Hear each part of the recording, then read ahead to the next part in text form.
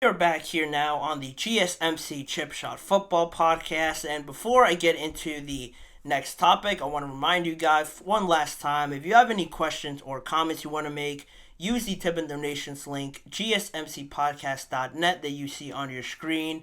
That way I can read your question pop up in the chat box and read it on air and get your guys' perspective on anything I say or on any of the topics on hand. It's a massive help for this show, and we greatly appreciate it anytime you guys are able to do that. So again, the tip and donations link is gsmcpodcast.net.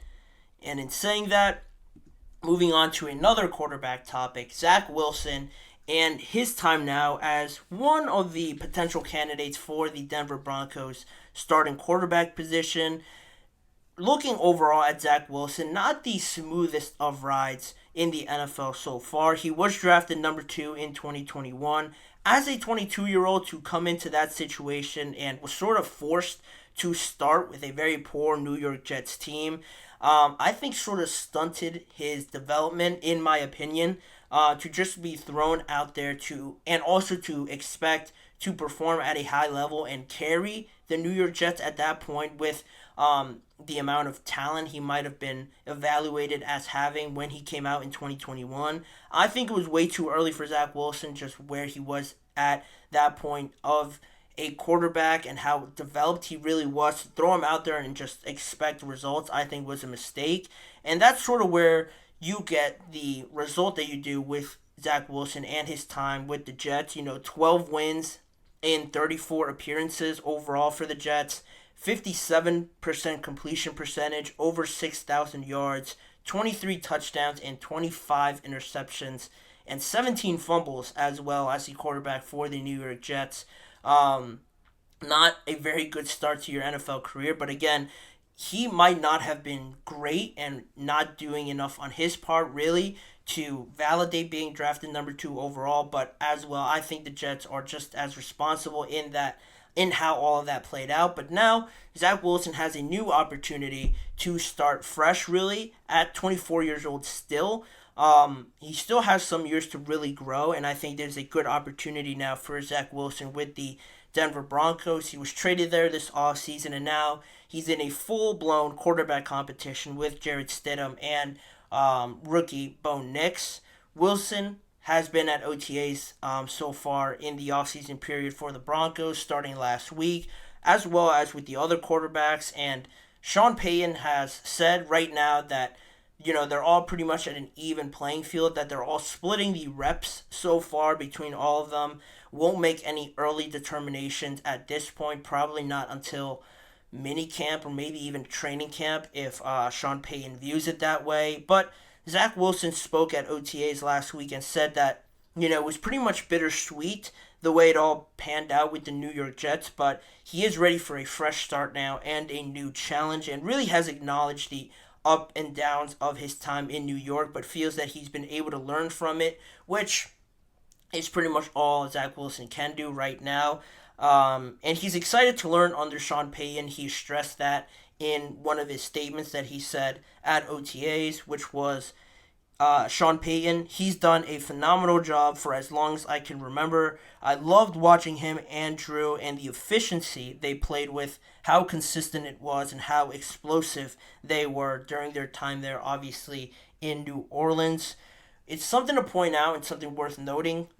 With this whole situation now around Zach Wilson, the question is, how likely is it for him to start now and be that number 1 quarterback for the Denver Broncos? Well, looking back a little bit now again to his time with the New York Jets, Wilson was drafted by Robert Saleh. He got the job in January of 2021 leading up to the draft. So he had gone through all the process of trying to find the quarterback that he wanted. They landed on Zach Wilson. So he was the guy chosen by Robert Saleh, but Saleh was just starting as a new head coach, like I mentioned, and was really embarking on this whole new journey, this new Pandora's box of things that he couldn't have been expecting as a new head coach. And you look at that situation compared to what you have with Sean Payton, and it's really pretty much night and day. You have someone just becoming a head coach, and now you get to work under somebody that's been a very successful head coach a few seasons ago now. Maybe not so much with the Broncos, but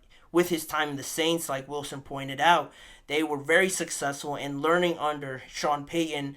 I can only see as a positive thing for Zach Wilson, still, like I mentioned, as a 24-year-old. And also, you look at the roster in New York that Zach Wilson had. It wasn't great.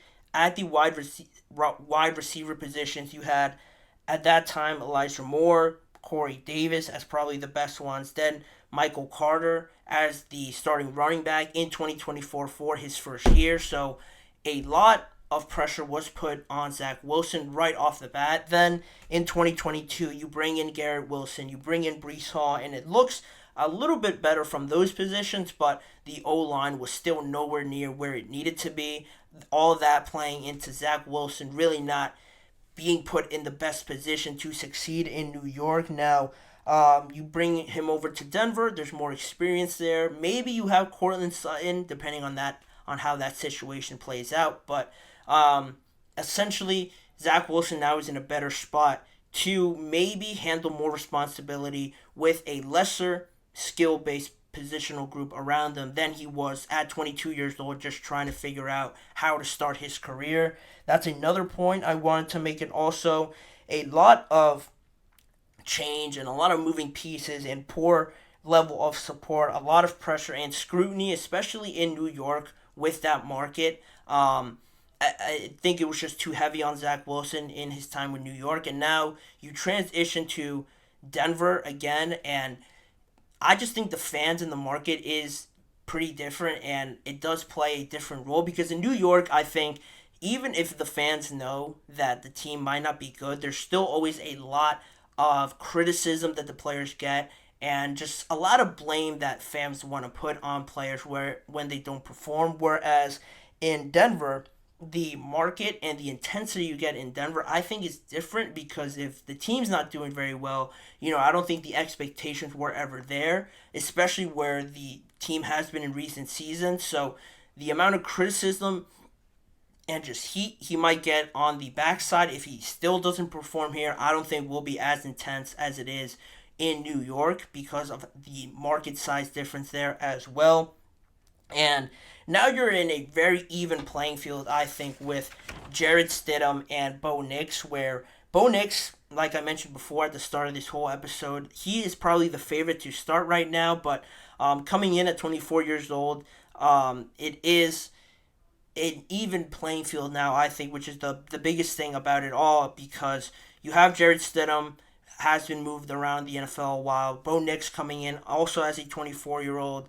The lower expectations as well for the Broncos could just make it easier for all these guys, but it is a lot more even for Zach Wilson. It really is looked upon, at least in my opinion, as not the last opportunity, but the best chance that Zach Wilson now has to prove it that he has it in him to be that starting quarterback, because where else are you going to find such even circumstances where he could come in and say, I have as good a chance to start as a rookie, and Jarrett Stidham, who hasn't been a starter, I don't think a pronounced starter in the NFL throughout his whole career. This is a good chance for him to finally be that quarterback, and if it doesn't pan out for him, maybe he was never supposed to be that number one quarterback on a roster, but that's still all to play out, and that is still all to be seen. But right now, it is the best chance that he has with a roster that doesn't have too much to lose, so he can go out there and try things. And if it doesn't work out, maybe, like I said, it wasn't meant to be. So that all will be interesting to follow throughout the rest of the offseason. And who ends up winning that quarterback battle will be one thing. And if they stay the quarterback throughout the rest of the season, I think will also be another intriguing story. But that's all from that standpoint and the Denver Broncos. We have one more thing to talk about on today's show, Trey Lance and how he's gearing up for a very special and very important offseason this year in preseason, and how that could dictate maybe the future of the Dallas Cowboys at that position if all the chips fall where I anticipate them to. Stick around and find out more on Trey Lance and the Dallas Cowboys quarterback situation right after this break.